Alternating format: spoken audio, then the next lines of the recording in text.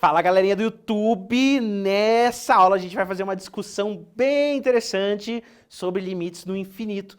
Porque às vezes a gente fica pensando para que serve essa ferramenta toda de limites no infinito, né? E a ideia é que a gente consegue fazer algumas análises bem interessantes só com essa ferramentazinha.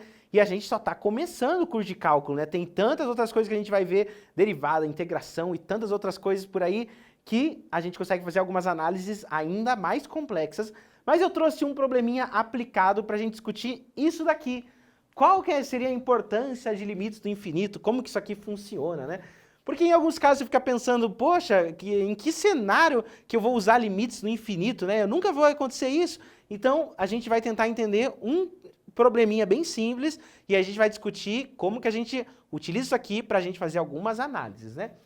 Então, imagine que eu conheça o custo de produção da sua empresa. Você que é empresário, tem gente que tem empresa, só pensa em matemática numa coisa, ou duas, né? Minimizar custo e maximizar lucro. Parece que matemática só serve para isso, né? E aí, basicamente, você quer então minimizar o custo de sua produção, da sua empresinha aí, que produz alguma coisa. O que pode ser que você produz? Ah, sei lá, você produz livros, você está super preocupado com a indústria editorial brasileira, você produz livros e você tem um custo em dinheiros, né? Tá aqui. E por algum motivo você conseguiu modelar a tua empresa, a forma com que esses custos estão amarrados para a quantidade de livros que você vende. Meu foco de como eu obtive essa função não é o principal aqui, mas eu vou dar umas palavrinhas sobre isso. A gente poderia encontrar essa função simplesmente coletando alguns dados da sua empresa e fazendo uma modelagem. Você pode fazer uma modelagem numérica, você pode fazer uma simulação, pode fazer um monte de coisa, mas claro que esse exemplo aqui foi tão simples que só caiu do chapéu mesmo. E aqui a função tá descrita aqui. Mas o importante é você notar que, tendo uma função, eu tenho relação entre as duas variáveis. Eu sei que à medida que eu produzo, nesse caso, mais livros, o meu custo aumenta.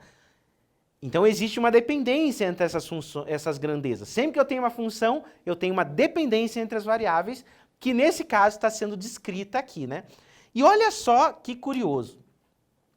Nessa função custo, eu tenho uma função, um termo, que ele vai aumentando à medida que eu produzo mais livros.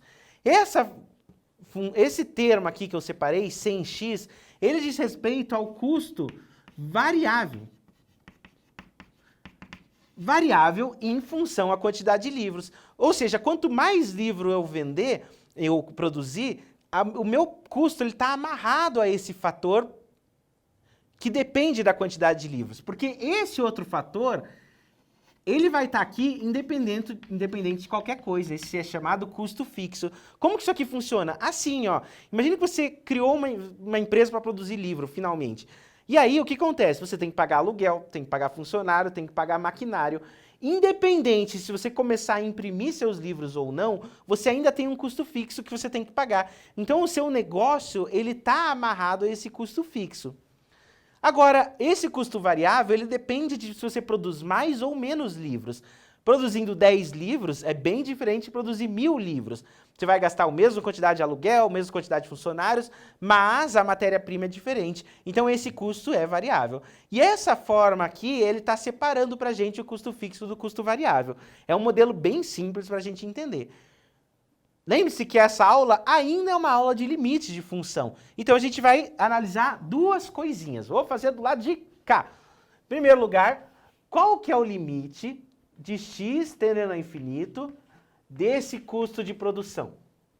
Como que eu leio isso daqui? À medida que x cresce indefinidamente, ou seja, à medida que eu produzo tantos livros quanto eu queira, seriam infinitos livros, o que aconteceria com o meu custo? Você consegue já adivinhar?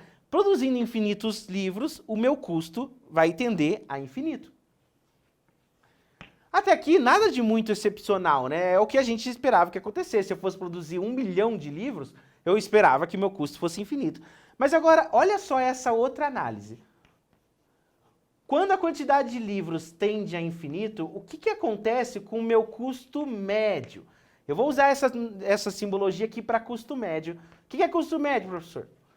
Custo médio é aquele custo que eu obtenho quando eu divido o custo total pela quantidade de livros produzidos. Então, esse custo que a gente encontra substituindo o valor da função no ponto, a gente acaba encontrando o custo total de produção. E às vezes você quer saber quanto está custando cada livro individualmente. Então eu pego o custo total e divido pela quantidade de livros. E olha só que interessante, o que acontece com esse custo quando eu faço a quantidade de livros tender a infinito? Meu custo é de 100x,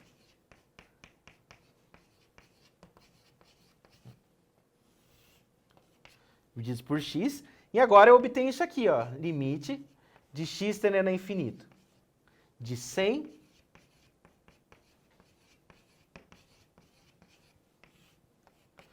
como visto na aula anterior, isso aqui tende a 0, e esse resultado tende, por sua vez, a 100.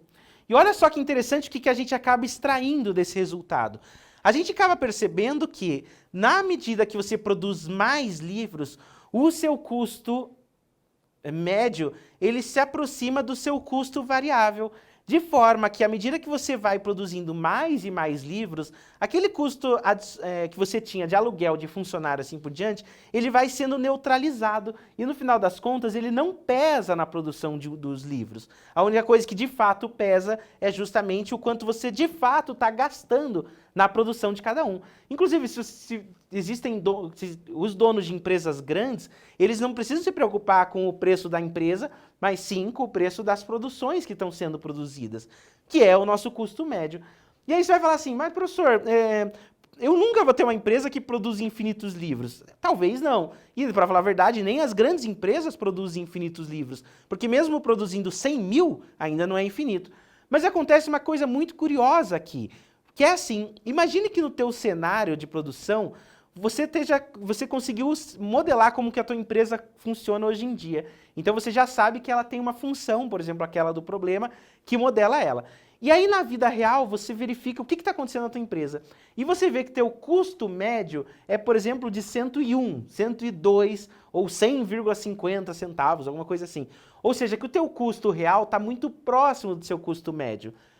Algumas pessoas vão falar assim, mas não é o suficiente, não basta eu aumentar a quantidade de produção para melhorar o meu custo? E a resposta é, nem sempre. Se por acaso, numa produção que você tenha atual, ela já está próxima do custo médio, isso significa que você já está se aproximando da assíntota. Vou te lembrar um gráfico que a gente viu na aula passada.